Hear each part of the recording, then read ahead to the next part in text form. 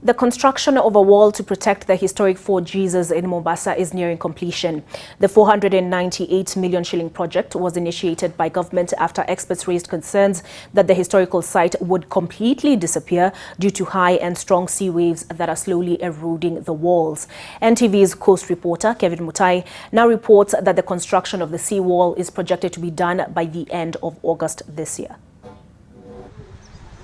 Fort Jesus in Old Town, Mombasa was constructed by Portuguese in the 1950s and has since remained to be one of the tourist attraction sites known both locally and internationally.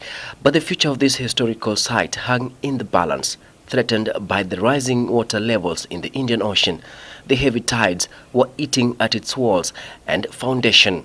The government, through the National Museums of Kenya, has put up a wall made of strong iron rods and concrete blocks to protect the monument and manage the strong sea waves pounding at the wall.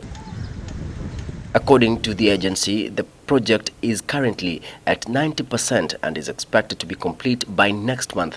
The wall will not only safeguard the historical site from the harsh weather conditions, but will also provide another attractive sighting for tourists visiting the area. The construction of the 498 million shillings project had temporarily stalled after the contractor, Yuaguang Property Design and Manufacturing Limited, withdrew from site in December last year following a disagreement with the consultancy firm Kopak Consultant Limited.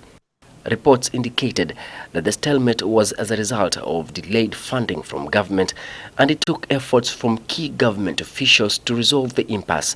We are not trying to reclaim any land. What we are trying to do is build a wall that was actually built by the Portuguese, restoring a wall that was actually built by the Portuguese 500 years. A study by the heritage and marine experts from the United Nations Educational, Scientific and Cultural Organization, UNESCO, warns that most of the historic and cultural sites along the coastlines could be swallowed up by seawater due to climate change.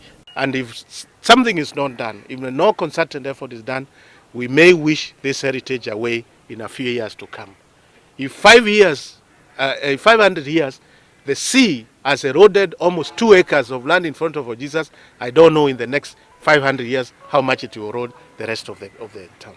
The design of the site, with its fortification, reflects the military architectural theory of the inhabitants who protected the area from invaders.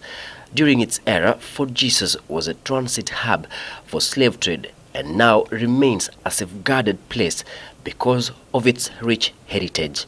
Kevin Mutai, NTV, Mombasa.